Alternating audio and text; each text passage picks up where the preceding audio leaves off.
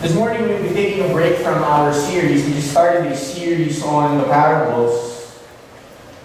But we will have a responsive message instead to address our current crisis. This week has been a very difficult week for many Filipinos. And I'm sure that that includes most of us, if not all of us. So much has happened in the last 7 days. I mean, just look at our state last Sunday compared to our state today. In a span of a few days, things are totally different. As a matter of fact, in my message, in my introduction to last month's message on Mark 13, 5 to 27, on the issue of preparedness, if you can still remember, we were talking about the situation in Wuhan when COVID-19 wasn't a pandemic yet. And we considered the worst case scenario for Filipinos. And the worst case scenario was this idea that the disease will finally find its way, to the Filipino shores here amongst us. And the question, will a developing country such as ours, with all of the politicking and all of the red tape and all of the lack of organization, will a country such as ours be able to handle out this extreme health crisis? I guess we have to find out, because our greatest fears is now a reality here in the Philippines today. As of last night, 111 recorded cases has been posted, and more in the coming weeks. Just consider that for a second. I think, if I'm not mistaken, we only had 5, right? Last Sunday. It's now up to 111 as of last night. In France, in 48 hours, cases have ballooned up to 1,000. Added. Just yesterday, just Friday and Saturday. And in Italy, they're in lockdown. And of course in the US, it's spreading like wildfire as well. But our situation has forced the government to take extreme measures, such as placing Metro Manila in quarantine for a month, amongst many others. I have a friend who had to drive as quickly as he could early today because he found out that mukhang magpapapasok pa pala sila. Kasi mukhang 12 a.m. pa later tonight. So, madali yan just to get some stuff to get out of Metro Manila. But in light of all of these things, people are living in fear. People are panicking. When we ask ourselves, how have people been responding? Because the idea of their life, their health, and their livelihood, and many of the people have taken advantage of the situation by hoarding goods. You've been looking at social media, yung alcohol, wala na. Because, monopolized by those who, I guess, thought it was wise to take advantage of the situation. And the ugly and selfish side of many people today are revealed because of our situation in the name of self-preservation. And take advantage. There's an opportunity. Not only that, Filipinos have been so polarized because of how our government has been handling the situation. When you look at social media, people are divided, defending or blaming this present administration. Social media is so toxic right now, fighting over political matters, whether the steps and decisions that have been made are the most beneficial ones. Of course, everyone has their opinion. There's also this prospect of our whole economy shutting down.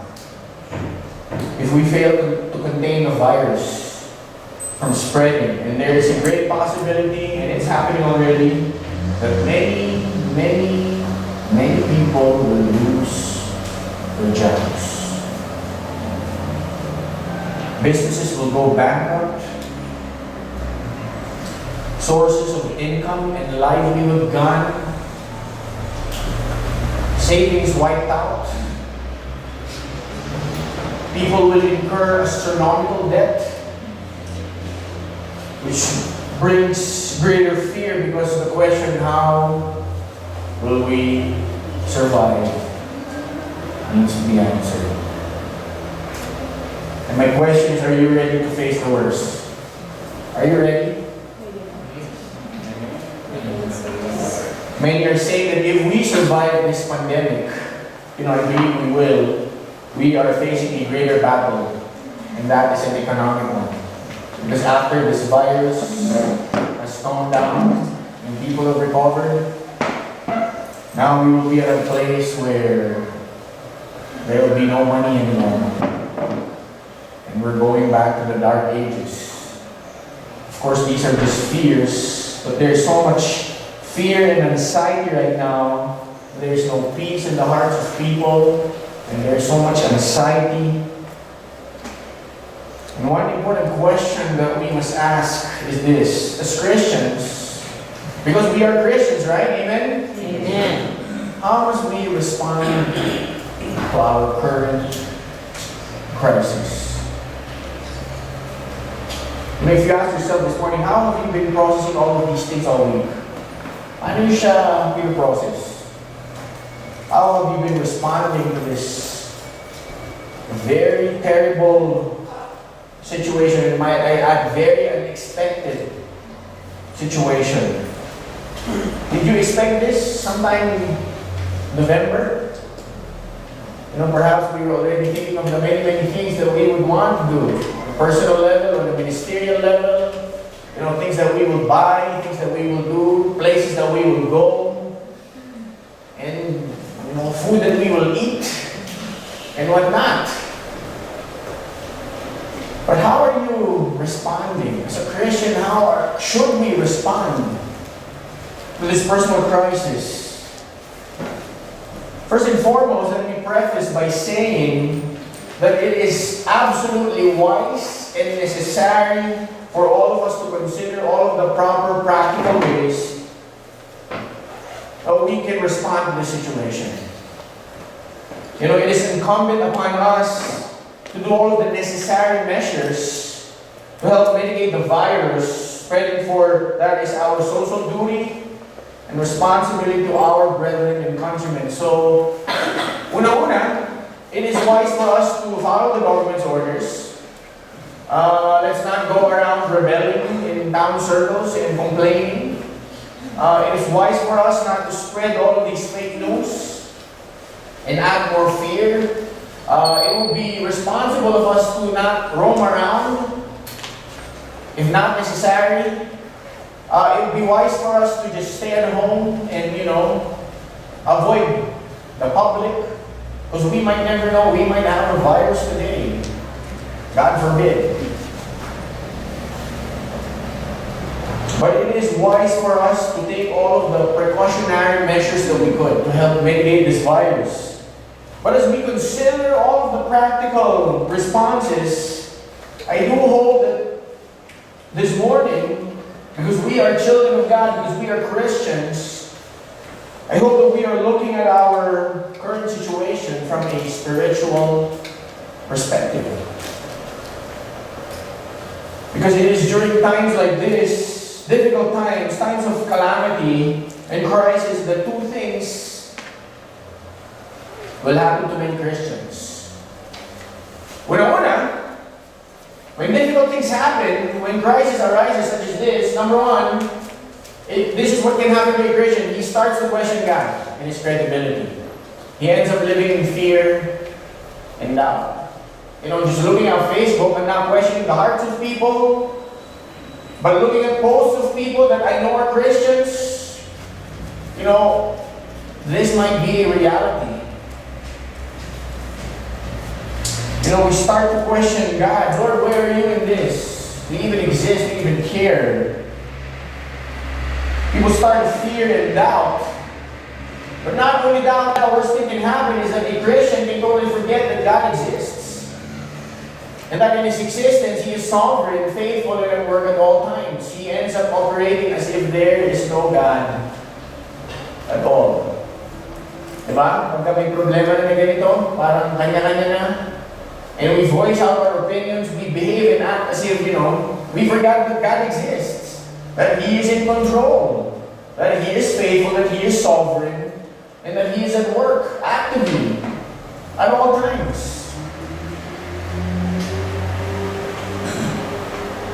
That's why in the midst of this very difficult situation, we must ask questions such as, where is God in all this? Have you asked that this week? Where is God? Not on a negative note, but on a positive note. Lord, where are you in all this? Not only that, what is your will? In all of the things that's happening around, what are you trying to achieve in our situation? In the world, as a country, as a community, and even personally, what are you trying to achieve? And more so as God's children, Lord, how are we to faithfully respond in times like this? How must we live our lives in light of this terrible situation that would still bring glory and honor to your name? I believe these are the questions that we must ask everyone, and that's what I would want us to look at this morning. How are we to faithfully respond to the Lord in times like this? So this morning we will be looking into a beautiful psalm that teaches us how to respond to God's faithfulness, to God in faithfulness in all seasons of life. And it is my prayer that in the midst of this very difficult time, is it a difficult time? Yes. But we will choose to respond to the Lord in a way that will bring glory and honor to His name.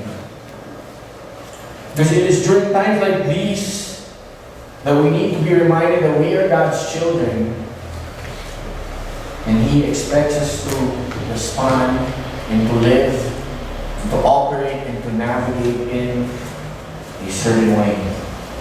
So before we begin, allow me to say this, that in the face of crisis, we must respond in a way where God is glorified in our lives. COVID-19 is here, and we don't know what will happen, and we must prepare for the worst. But in all of these things, we need to live lives that will bring glory and honor to the Lord. And the title of our message is A Faithful Response in the Face of Crisis. Passage is found in Psalm 66. This is a responsive message to the COVID-19 crisis. And before we begin, I invite everyone to please rise. And we'll come to the Lord in prayer.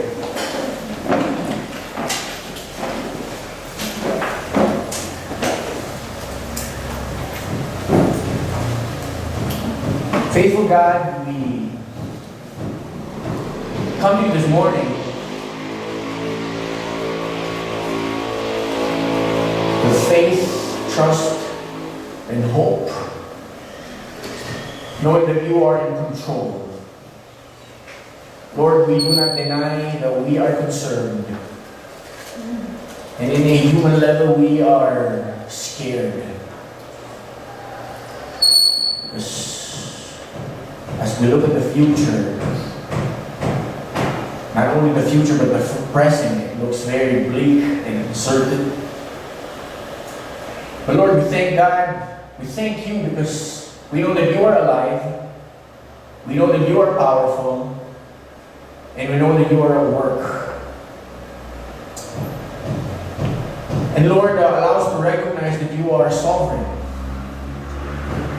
And our prayer, Lord, is that in light of all of these things that are happening in the world, and in our nation, and even in our city, Lord, we will realize that we are your children,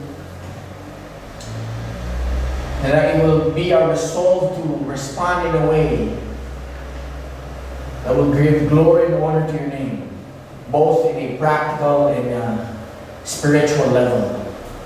So Lord, as we discover how, as we look into our passage this morning, I pray that you will speak to us, that you will lead us and guide us. Lord, that you will comfort our hearts this morning. Be with us, Lord. In Jesus' name we pray. Amen. Allow me to read to you our whole passage, which is found in Psalm 66, 120. But it says here, shout with joy to God, all the earth. Sing the glory of His name. Make His praise glorious. Say to God, how awesome are your deeds. So great is your power that your enemies cringe before you. All the earth bows down to you. They sing praises to you. They sing praises to your name. Selah. Come and see what God has done. How awesome His works in man's behalf. He turned the sea to dry land. They passed through the waters on foot. Come, let us rejoice in Him. He rules forever by His power. His eyes watch the nations. Let not the rebellious rise up against Him. Selah. Praise our God, O peoples. Let the sound of His praise be heard. He has preserved our lives and kept our feet from slipping. For you, O God, tested us. You refined us like silver. You brought us into prison and laid burdens on our backs. You let men ride over our heads. You went through fire and water. You brought us to a place of abundance. I will come to your temple with burnt offerings and fulfill my vows to you. Vows my lips promised and my mouth spoke when I was in trouble. I will sacrifice fat animals to you, and an offering of rams. I will offer bulls and goats. Come and listen, all you who fear God. Let me tell you what He has done for me. I cried out to Him with my mouth. His praise was on my tongue. If I had cherished sin in my heart, the Lord would not have listened. But God has surely listened and heard my voice in prayer. Praise be to God, who has not rejected my prayer or withheld His love from me. Let's go to a short background and context of this passage. There isn't too much background, but this psalm is a song of praise. Psalm 66 is a song of praise of how God answered the prayers of His covenant people, Israel, and how He came to rescue during their times of trouble. But not only so, through this chapter, the psalmist also instructs God's children the best response to give during difficult situations. And we are in a difficult situation right now, and I believe that this psalm will teach us how to best respond to the Lord. And while no single sermon can address all of the difficult issues presented in our current situation, the passage offers valuable insights for all of us going through these tough times today. So if you are struggling today, are you struggling today? And this message is for you. This message is for all of us. So let's jump right in. It says here, shout with joy to God, all the earth. Sing the glory of His name. Make His praise glorious. In the beginning of the psalm, the psalmist calls on the congregation to give praises to God. And the mode is to shout with joy. Praise God, Lord, thank you. Praise God, you deserve all the glory and honor and praise. And He's not addressing an individual, He is addressing the congregation. In their context, He's addressing the covenant people of Israel. In our context today, that's all of us. Because the address is God's people corporately. And one of the great questions that we must ask is, as we shout with God to joy all the earth, sing the glory of His name, make His praises glorious. This is the question. When should we give to the Lord this kind of response?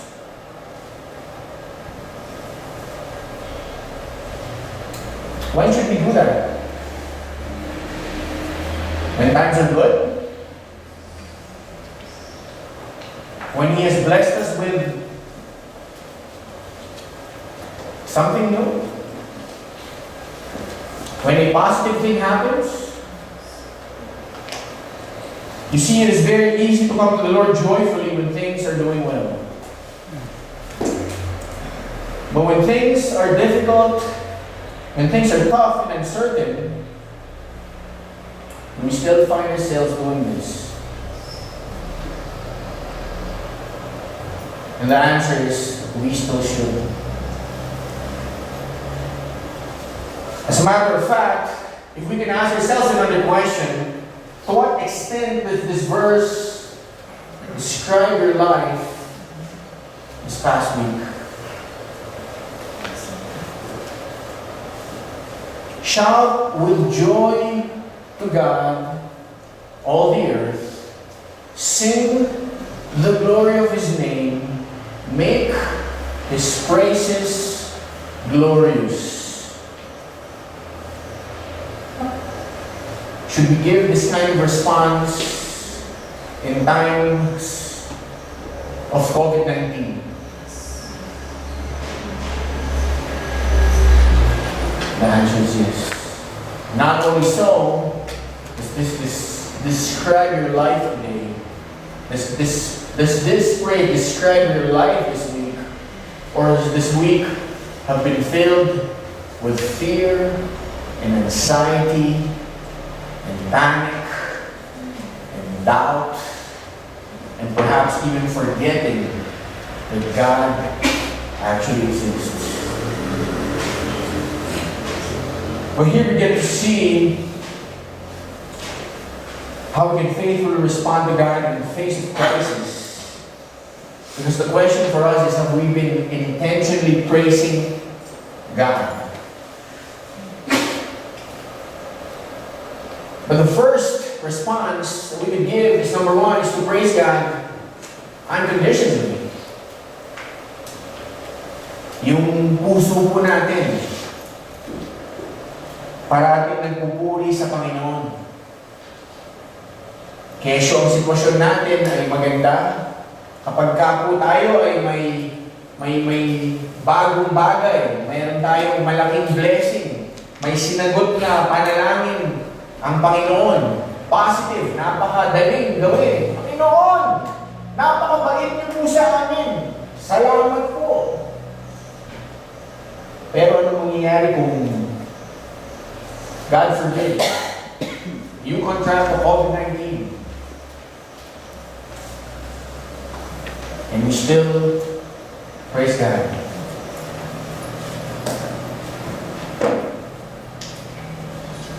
What we need to realize is the fact that we are called to give praises to God at all times. It says here, shout with joy to God, all the earth, sing the glory of His name, make His praises glorious. What we need to understand is the fact that God deserves all the glory and honor and praise, not because of what your current situation is. Did you realize that?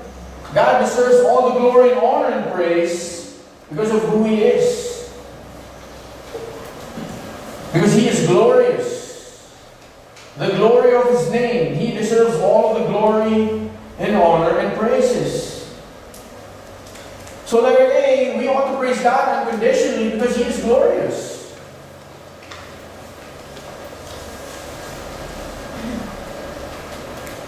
Again, this might seem real if we are in a good spot, but this might be a tough pill to swallow, a tough thing to understand when we are in a predicament. But so much truth is found here. Shout with joy to God, all the earth, parenthetical clause, despite whatever your situation is. Why? Because He is a glorious God. So here we get to see a truth that God deserves all the glory and honor and praise, not because of what our current situation is, but because of who He is. He is glorious, and He deserves all of our praises. And the question is, because we are God's children, are we rendering God that?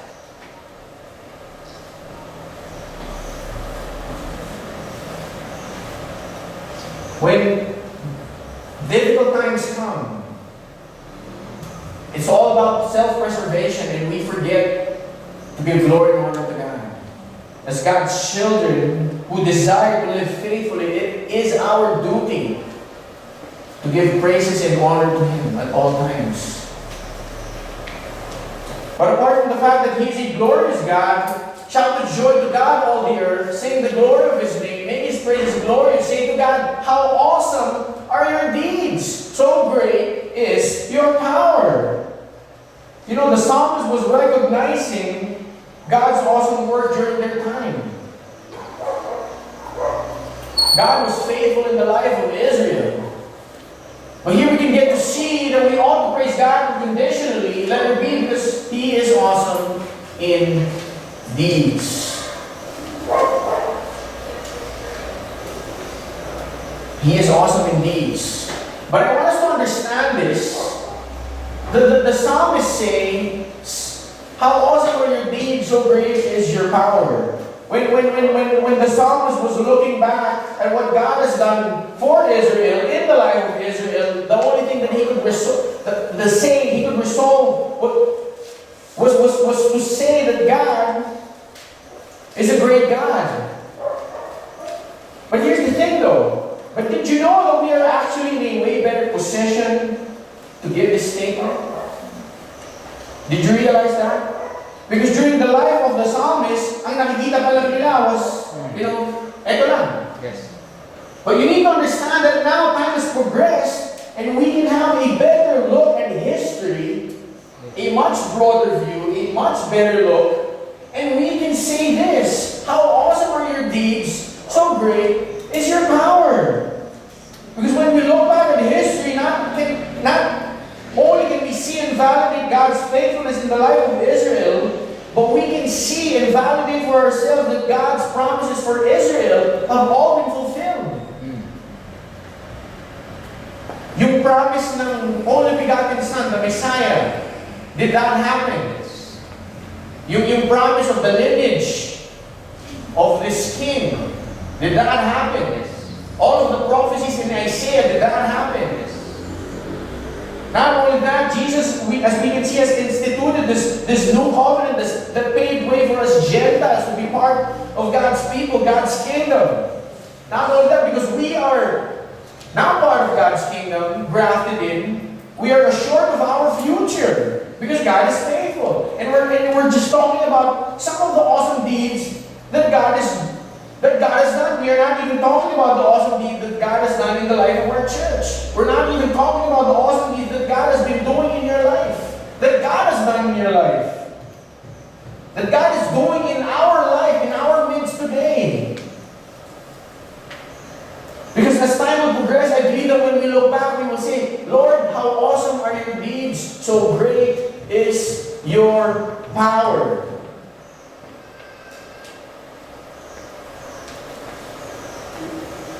And the enemy strays before you, and all the earth bows down to you. They sing praise to you. They sing praise to your name. And check this out. The word here is Selah, which means to pause.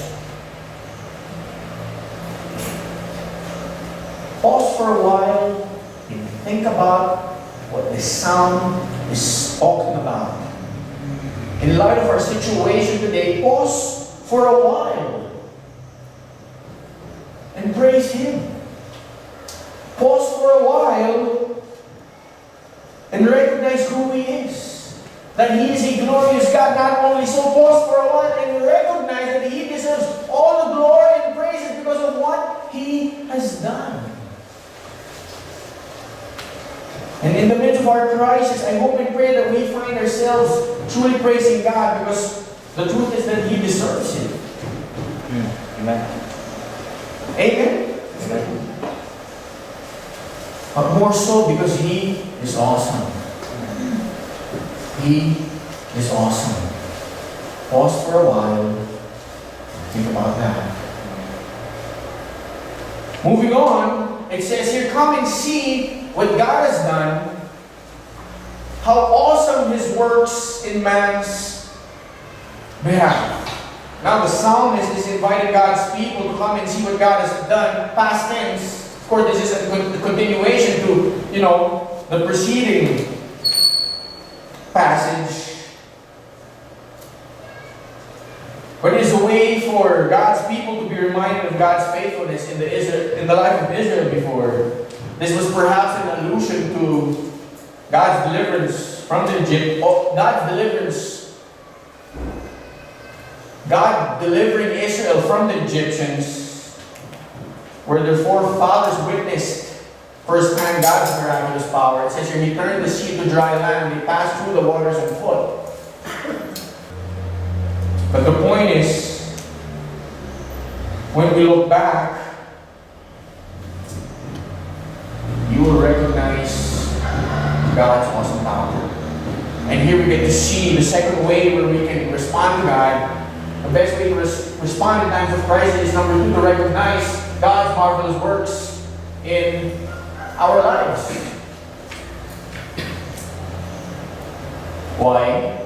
Letter A, He has shown His mighty power in the past. And this is the beauty when we look back at history.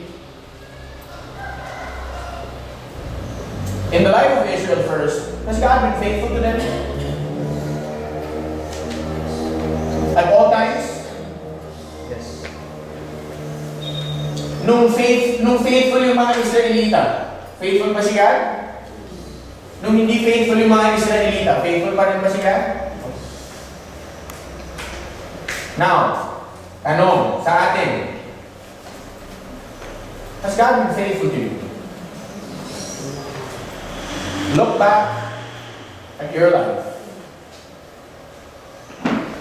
Where you are today, and how He has seen you through the many times of your faithfulness and your disobedience. Because we have all disobeyed, right?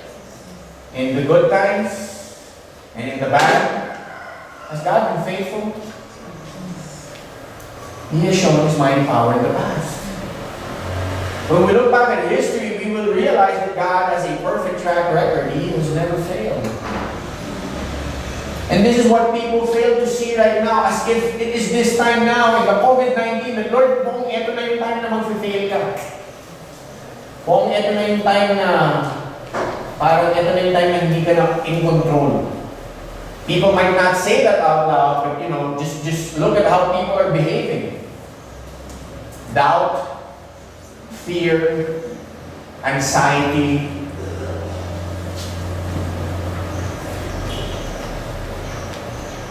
Again, we need to do our part. Practical ways, practical steps. We get that. But as it relates to how our hearts are responding to God, have we paused for a while and looked back at everything that God has done before?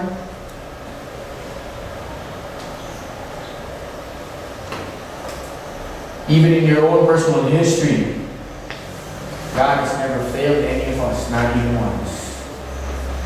Did you realize that? So in this struggle, such as this morning, such as today, let us be reminded of what God has done so that we will realize what God can do. Amen? When there is struggle, let us always be reminded of what God has done. May problem today? Look back. Lord, anong ginawa mo before? So that we will understand what God can do today. Now we don't know what God can do, what God will do, but what we can be certain of is that God is faithful. He has a perfect track record. He was faithful in the life of Israel. He has been faithful to fulfill all of His promises. He has been faithful to you personally. And guess what? He will still be faithful. Amen. But check this out. It says here, come see what God has done, past tense, how awesome His works in man's behalf, past tense. He turned the sea into dry land. They passed through the waters. But check this next invitation. Come, let us rejoice in Him. Present tense. Why? Because He rules forever by His power.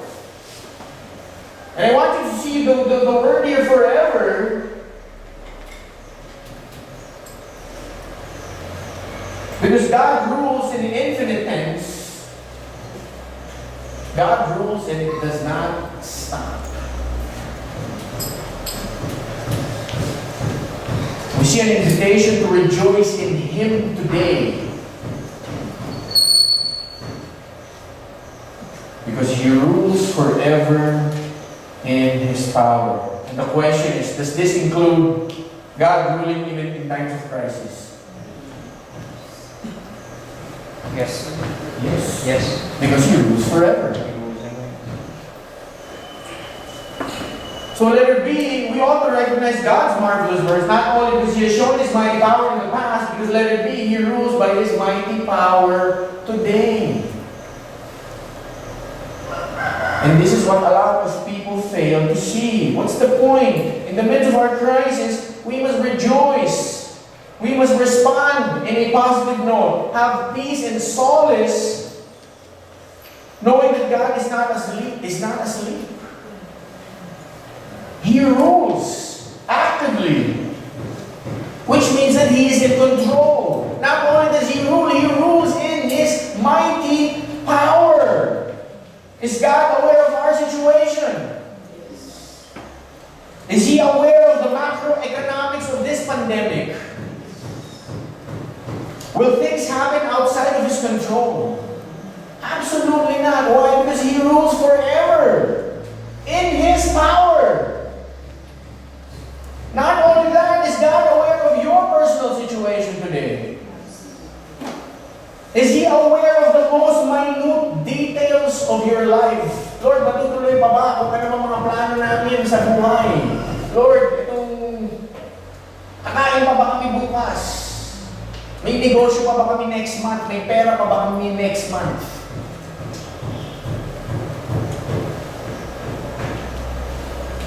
Is He aware of the most minute detail of our life, of all of our fears and worries? He rules in His power.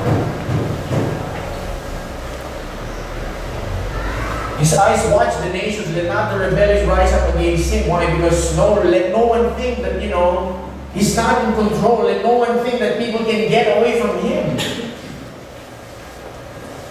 Selah. Again, pause for a while and think about that. Come and see what God has done. Come, rejoice in Him today. God has a perfect track record. He is marvelous, He is powerful, and God rules today. So we should rejoice. If you don't have a God, now that's scary. But if you are God's child, if we are God's children, we can rejoice. Despite the fact, in spite of, in the midst of. Why? Because He's in control. So we must find peace. Selah. Pause for a while and think about that. Let us be reminded of who God is, what He has done, what He is doing at this point in time, and what He will do in the future. We have a great and faithful God. Are you worried? Are you concerned? Are you scared? In the human level, let's be honest, yes. Perhaps some are strong in their faith and they're not worried at all. Some are, maybe this is the way that God will take me already so I can, escape all of the pains of this world. This world is toxic. Perhaps. But what if God doesn't take us yet?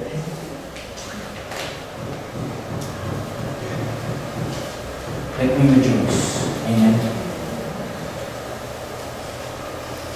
Come and see what God has done, how awesome His works in man's behalf. He turned the sea into dry land. They passed through the waters on foot. Come, let us rejoice in Him. He rules forever by His power. His eyes watch the nations. Let not the rebellious rise against Him. Pause for a while and think about what that means for you, for all of us. And let us be encouraged. Moving on, praise our God, O peoples, let the sound of His praise be heard. Why? Because we went through fire and water. The psalmist again invites God's people to praise God. While the previous stanzas celebrated God's acts from distant pasts, now the psalmist praises God for saving them in the context in recent past. So God was faithful in the distant past, now we're not in the recent past. But the picture of God's people going through fire and water indicates a great threat in their lives, such as just our situation today. But we will learn three important things in this passage. But before we tease that out, the third way where we can respond to God is this: that we ought to recognize God's faithfulness and purpose during the difficult times. How are we to respond? It's this one: recognize God's faithfulness and purpose.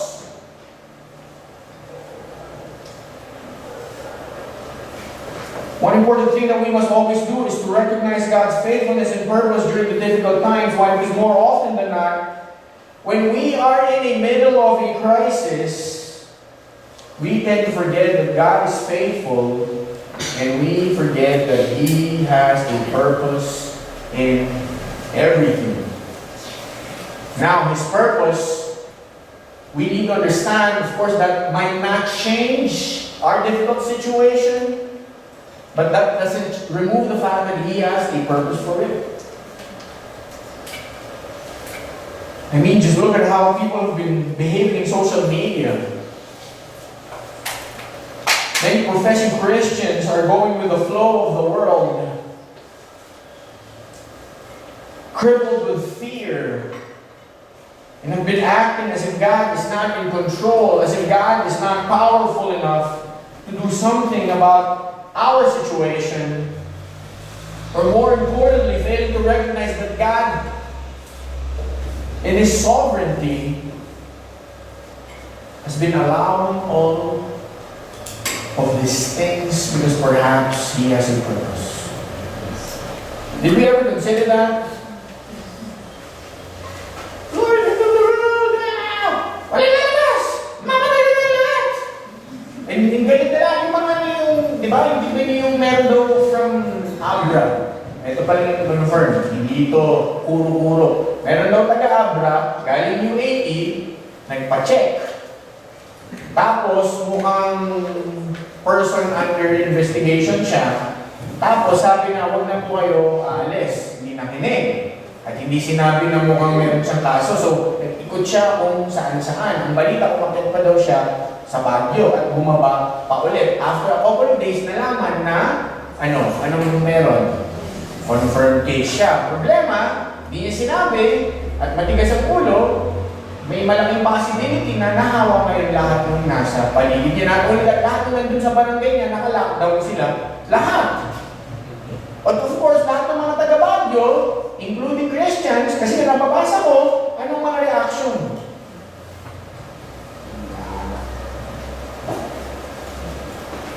I'm not gonna say, the things that they have to say, but a lot of these things are negative. Of course, on a human level, you need to be responsible. That is irresponsible. That is bad. Because you're placing a lot of people at risk. But greater than all of these things, greater than the free will of man, is this thing called the sovereign will of God. We need to understand that nothing happens without God allowing it to happen. He allowed the fall to happen. And He certainly is allowing all of these things to happen as men exercise their free will, as men, swim in their sinfulness. God is sovereign and in control. And He has a purpose.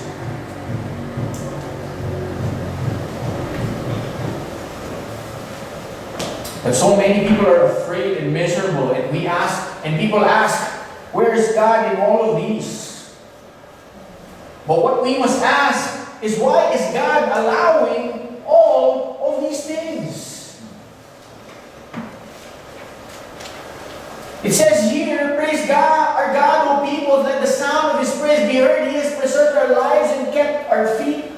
living. One thing that we can be assured of is the fact that God will sustain His children. God will sustain us in this difficult time because God is the author of our lives. If He wishes to take us already, He will. But if He still wants us to stay here and suffer in this fallen world, rest assured that He will sustain us. He will sustain you. Recognize God's faithfulness and purpose during difficult times. Why? Because the letter A, He will faithfully sustain His people through testings and trials.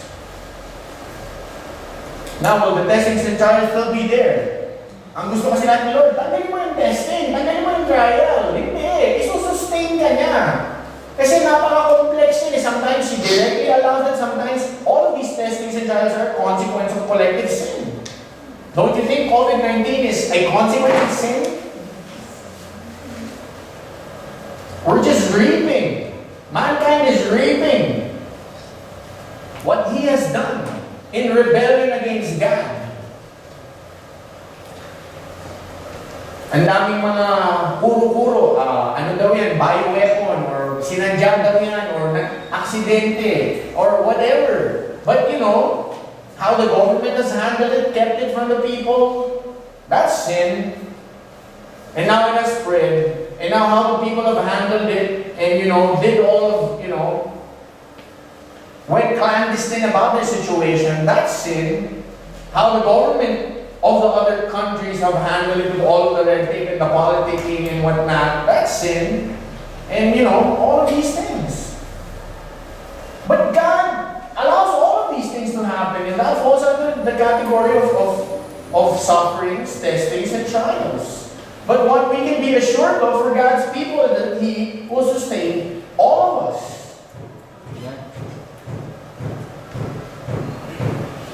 If it is God's will that He will not take you away because we do not know, perhaps that will not do anything. You contract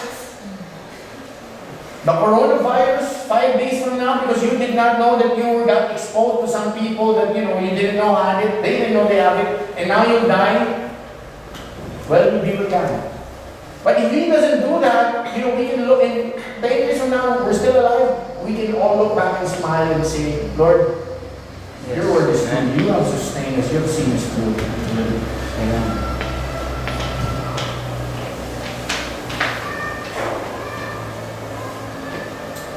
But not only so, for you, O God, tested us, you refined us like silver. And here we get to see the general purpose of challenges, and that is the testing of our faith so that we will come out refined, a better version of ourselves. That is God's purpose. We see in James 1, although of course, we want to be careful because I don't think the psalmist had James 1 in mind when he was writing this. But the purpose of challenges and difficulties that exist in life of God's children is for their refinement. If you are going through whatever challenge that you're going through, that is for the purpose of what? Apart from reaping the consequences, is for your refinement. What we see in James 1, 2-4, consider it pure joy, my brothers, whenever you face trials of many kinds, because you know that the testing of your faith develops perseverance. Perseverance must finish its work so that you may be mature, complete, and not lacking in anything. Of course, the context of this is suffering because of persecution. That is the context of that passage.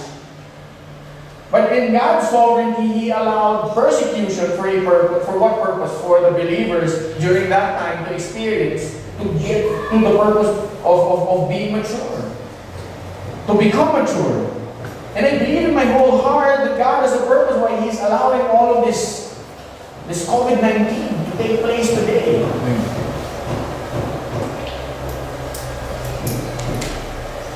Because of course people are responsible.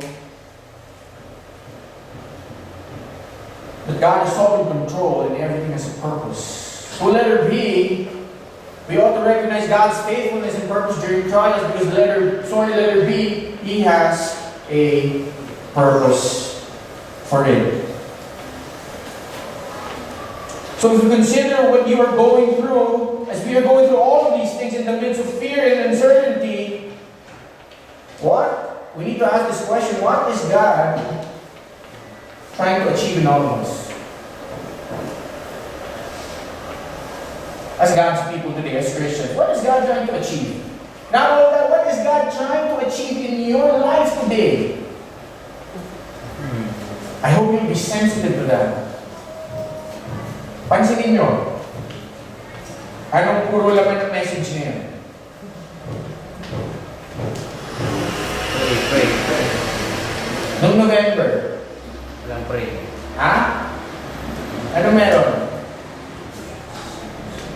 Meron ba sa lahat ng message? Lahat na yun ang message ko. Praying. Ay, yung mga hindi Kristiyano. Of course, in their own religiosity, praying. That was not the tenor and the tonality of people a couple of months ago. People were secure. People didn't have anything to worry about. A lot of people thought they don't need God. And boom. Now we're exposed. Now everyone just resorts to one. Wala na tayong magagawa. Mag-pray na lang tayo. People are realizing that they need God. But allow me to just include this, what does this crisis teach us? Number one, that we do not hold our life. We are not in control. Did you realize that this week? Yan ang mga na-realize ng mga tao this week. Yung mga namumuhay na parang hindi kailangan ng Diyos. Kailangan pala si God. Yung mga Kristiyano na medyo nanlalamig, nakakakalimot na, ayan. Anak, gusto mo pa ba mamuhay ng ganyan? Hindi na, Lord, hindi na po ako lalabas ng bahay. At sigurado po, pagka tinanggalin po ito, hindi na rin po ako lalabas ng church. Diba? We do not hold our life, we are not in control. Not only that, number two, man is so fragile, he cannot boast of anything. Tingnan niyo yung, when we think about all of the,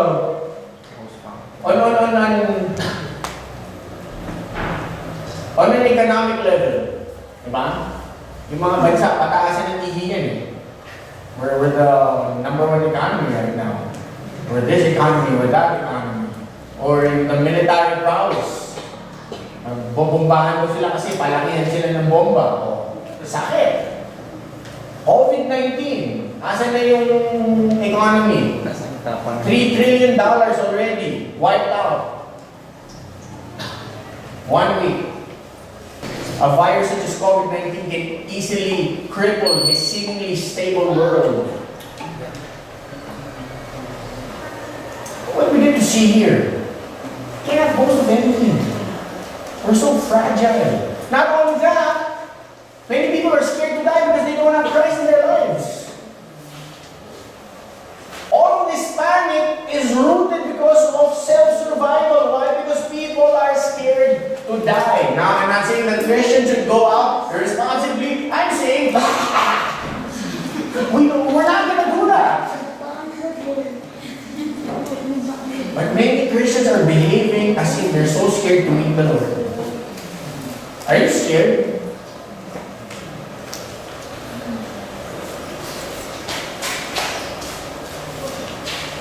And many people are scared because they do not have Christ in their lives and they do not know what will happen when they die. And we know what will happen to the people that are not in Christ when they die. And they need to be scared. Not only that, all of our possessions and assets can disappear in the blink of an eye.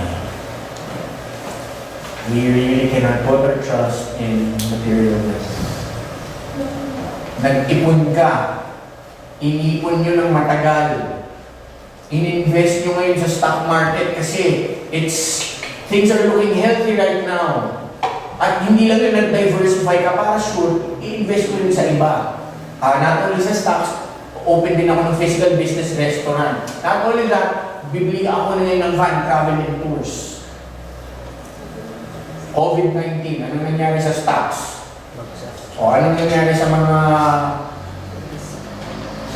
traveling tours pa van, tapos naka-mortgage, ano babayaran? Dahil pinag-ipunan, ha? But we really cannot put our trust in material health. Jesus was right in saying, do not lay treasures on earth where moth and rust do destroy, where thieves break in and steal. But lay for yourselves treasures in heaven where moth and rust do not destroy, where thieves do not break in and steal. For where your heart is, there will be your treasure also. Here we can get to see that, you should not do that, not only because it reveals where your heart is, that it's not really for God, for the disciples, but when you do that, there's no security in that. It could be God in a snap. And this is what a lot of people are saying, because if no work will happen, if we have savings, what will happen to us? It will all be gone in 6 months' time. If you don't have money, then you will be indebted. If you're indebted, then you won't have anything to buy. Then what about our children? What about all of these things? But these are some of the things that I realized to name a few. But the greatest is this. Because number 5, we are all in need of God and His grace. Did you realize that? But most of the time, a lot of times, we live our lives self-sufficient.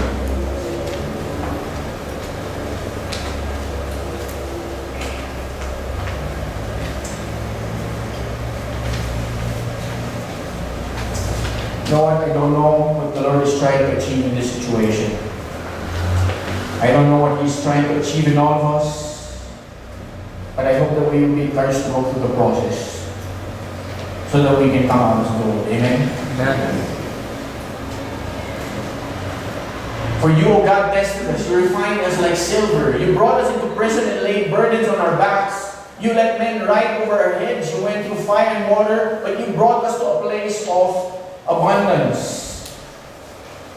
But more so, we can resonate with the Psalms that as God's people today, we can be assured that not only will He see us through,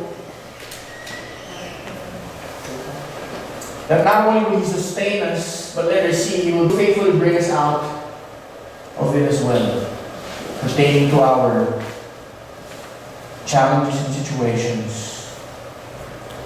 I was talking to people this week. In the midst of all of this uncertainty, we can only see 2 types of people.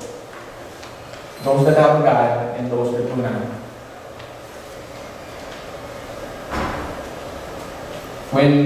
Kung ang labanan na hindi na pera, kung ang labanan na hindi na ari-arian, kung ang labanan na yung palusugan mo na wala mang gamot, dalawang klase na lang yung tao. Kasi wala nang mahirap, wala nang mayaman. Ang klase na lang yung tao, yung may tao na may Diyos at may pananalig sa Kanya, at yung tao na walang Diyos, natakot. And praise God that we can find solace in the fact that we have a God. Amen? That He is powerful, sovereign at work, has a purpose, He cares for us, and we are assured that God will one day bring us out of this problem. So trust. Yes. Amen? Moving on, I will come to your temple with burnt offerings and fulfill my vows to you, vows my lips promised and my mouth spoke when I was in trouble. Now, because God has proven His faithfulness to His people, and the psalmist experienced it firsthand, his personal response was to come to the Lord and give Him the best offering that he can give. Now, this line reveals that this psalmist made some sort of a bargain. So, there was a problem. Lord, may problema ako. Pag ito sinagot nyo, magiging faithful ako sa iyo. I will come to your temple with burnt offerings and fulfill my vows to you. So there was a vow given. My lips promised and my mouth spoke when I was in trouble. If the Lord brings him out, what will He do? He will fulfill His vow of giving a sacrificial offering of praise and thanksgiving in the altar of God in the temple. I will sacrifice fat animals to you and an offering of rams. I will offer bulls and goats. Now in the Old Testament, these sacrifices required people giving best sacrificial offerings to God. So if God was faithful, what would the people of Israel do? Go to the temple and offer rams and goats as sacrifice. But in the New Testament, Jesus Christ is our God-ordained, acceptable sacrifice. His body offered on the cross is the once and for all sacrifice for sins that we can find, of course, in Hebrews 9:11-15. And if you can read Hebrews 10:14-10. What does this mean and how does this apply to us? We can only tabernacle today because of what Christ has done, because He is our mediator to the Father. How does this apply to us? Because the question is this, what can we offer as a sacrifice to the Lord if Christ is already the ultimate sacrifice? Kasi sinasabi nung psalmist na, because you have been so good to me, now I will go to your temple and offer the rams and the goats and all of the best things we can offer. But in the New Testament, Christ is the once and for all sacrifice, right? Yes. So how can we make a sacrifice to the Lord if Christ is our once and for all sacrifice? Romans 12:1 reveals this. Therefore I urge you, brothers, in view of God's mercy, to offer your bodies as living sacrifices, holy and pleasing to God. This is your spiritual act of worship. Do not conform any longer to the patterns of this world, but be transformed by the renewing of your mind, and you will be able to test and approve what God's will is, His good, pleasing, and perfect will. And this passage reveals what we can give as sacrifice, and that is what? Worship. And what is worship?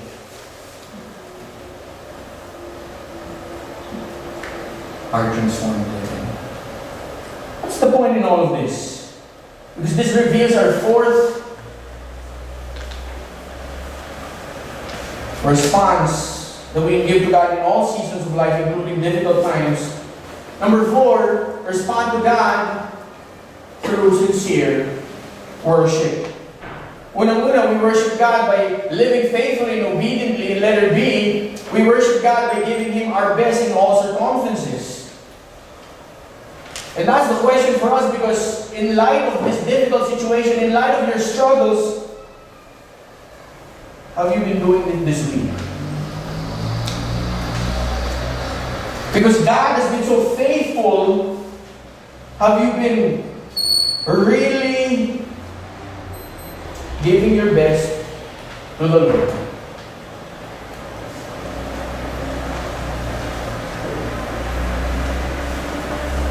Can you say that as you have been going through this very difficult time, our lives have been acceptable offering to the Lord?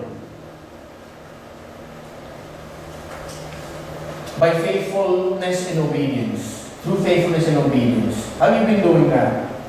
Because that's the point. How do we respond in all of this? We respond by worship. But is that happening in your life today?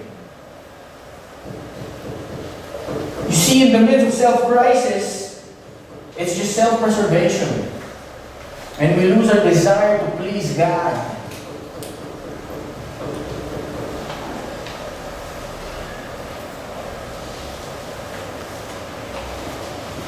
And I was thinking about this.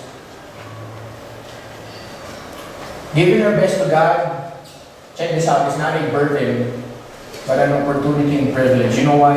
Because when God takes away our opportunity to do so, how can you still give your best to God? In the context of life, in the context of church, when you're sick, pwede pa ba? I mean, issue of the heart perhaps. But while you still have all of the resources that you have had, that's the time when you do it. And in the context of the church, now that we're tied down in our houses, now that we cannot meet any longer, and we still serve faithfully in the ministry?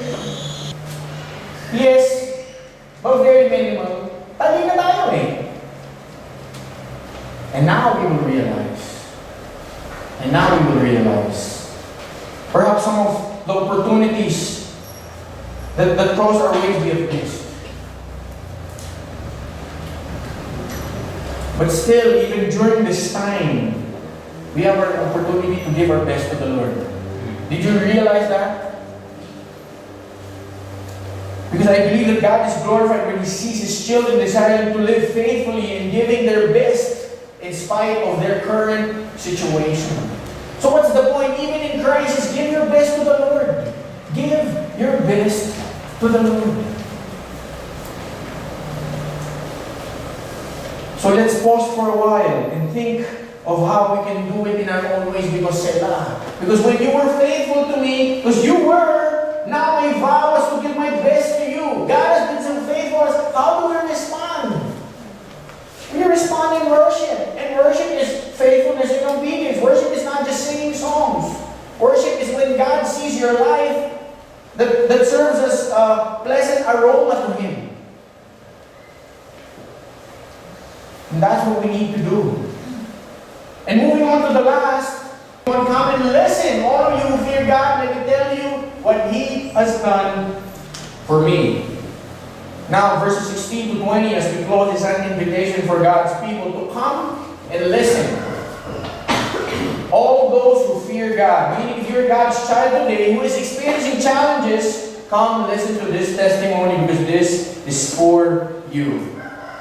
But this brings us to our fifth and final response to the Lord in the face of crisis. Number 5, come to God in prayer for all of our petitions and concerns. Are you experiencing challenges today?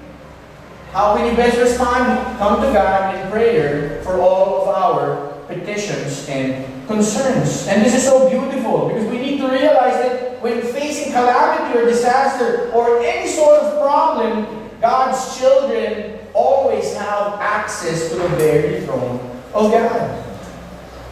Whether it be personal, whether it be this crisis, or struggling personally, or whatever, you can go to the presence of God. Sabi sa Hebrews 4:14 to 16, therefore, since we have a great high priest who has gone to the heavens, that is Jesus, the Son of God, let us hold firmly to the faith we profess. For we do not have a high priest who is unable to sympathize with our weaknesses, but we have one who has been tempted in every way, just as we are, yet without sin. Let us therefore approach the throne of grace with confidence so that we may receive mercy and find grace to help us in our time of need.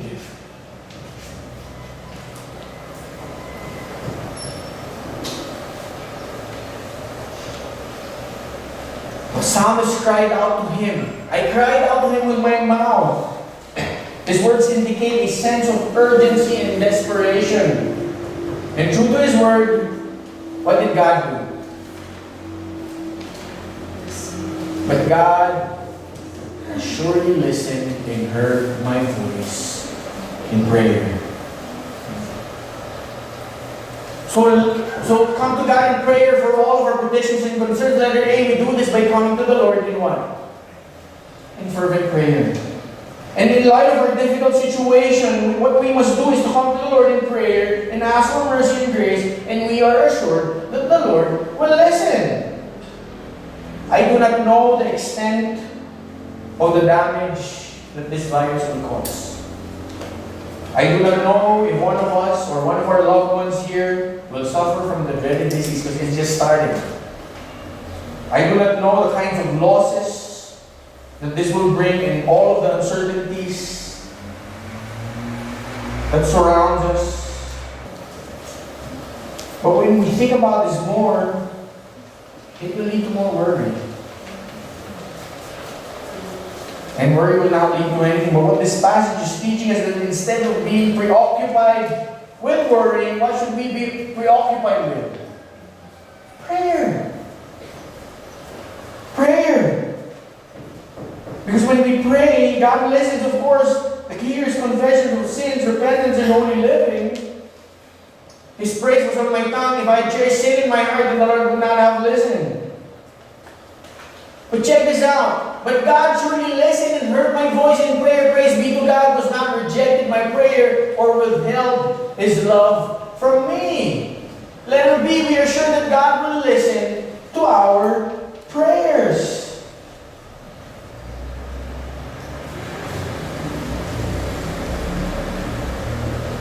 What do we see here? Instead of spending time worrying, which will not lead to anything beneficial, we must spend time in prayer. Seeking God's will, asking for His mercy and grace. And we are assured that what? That the Lord will answer. So if you are concerned, what do? Not panic, not fear, not worry, but pray. And God is giving us that best opportunity because now we're forced to stay in the confines of our homes. Let's not be preoccupied with Netflix. Thank you, Lord. Ayun ko naman hinahanap na break na to eh. Ano bang pinakamagandang show ngayon? Top 10. Ha? Top 10. Ano ang New Kingdom? Para mas matakot kayo lalo sa pandemic. What we need to be preoccupied with is prayer. And you know what? God's people has been doing that. And God will answer.